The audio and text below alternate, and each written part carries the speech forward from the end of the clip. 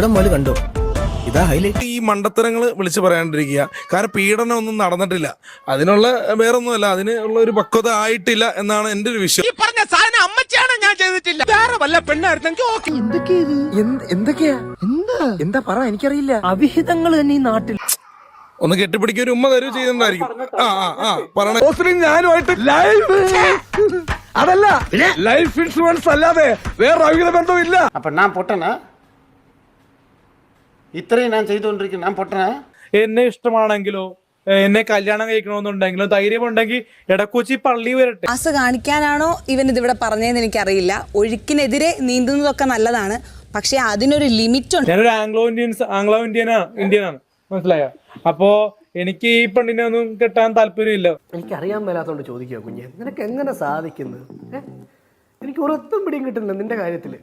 ഇവള് ഒരു ക്രിസ്ത്യാനിയാണല്ലോ. കുറച്ച് സംസ്കാരത്തോടുകൂടി സംസാരിക്കടാ പന്ന നാറിച്ചെറ്റ.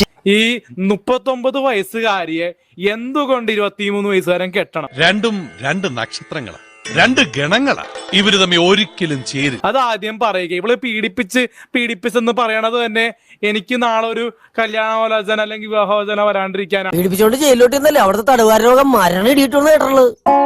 സത്യം. അയ്യോ ഞാൻ പീഡിപ്പിക്കില്ല സാർ. ഒരു മാട്രിമണിയിൽ പോയിട്ട് അപ്ലൈ ചെയ്തിട്ടില്ല, ഞാനൊരു ബ്രോക്കറെ പോയി കണ്ട് എന്റെ ഫോട്ടോ കൊടുത്ത്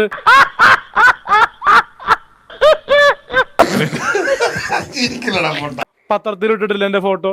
അപ്പോ അങ്ങനെയൊക്കെ ചെയ്തു കഴിഞ്ഞാൽ ചിലപ്പോ കോടാനുകോടി ലക്ഷക്കണക്കിന് ആരാധകരുള്ള എനിക്ക് പല പല ആലോചനകൾ വരും. എനിക്ക് കിട്ടിയില്ല, നിനക്കും കിട്ടൂല, അവസാനം നീ കരയും മോനെ. അലിൻ ജോസിന് എതിരെ പറഞ്ഞു കഴിഞ്ഞാൽ അലിൻ ജോസിന്റെ ഫാദർ ഗൾഫിലാണ്, മദർ ടീച്ചറാണ്. അങ്ങ് ദുബായിൽ ഈ അബ്ദുള്ളയുടെ ഇടങ്കൈയാണ് ഞാൻ. ഇപ്പൊ എന്റെ 2 സ്ഥലങ്ങൾ വിറ്റ് കഴിഞ്ഞാൽ ചിലപ്പോ 2-3 കോടി രൂപ പണം എനിക്കൊരു പ്രശ്നമല്ല. എനിക്ക് കോടാനുകോടി രൂപ ഈ ഇത്രയും അന്യ പുരുഷന്മാരുടെ കൂടെ ലൈൻ അടിച്ച് നടക്കുന്ന പെണ്ണിന് കൊടുക്കേണ്ട കാര്യം. അതുകൊണ്ട് ഇപ്പൊ എന്താ? അല്ല ഒന്നുമില്ല. എനിക്കിത് എന്തിന്റെ കേടായിരുന്നു. തെറ്റിയിൽ വെച്ച് പല പല ആണുങ്ങളുടെ കൂടെ കറങ്ങി നടക്കുന്നു പറയുന്നത് കേൾക്കുന്നുണ്ട്. ഇവളോട് സംസാരിച്ചിട്ട് കാര്യമില്ല, ഇവള് ഈ ജീൻസ് കോപ്പ് ഇട്ടിരിക്കുന്നുള്ളൂ, കുടുംബത്തിൽ മനസ്സിലായോ?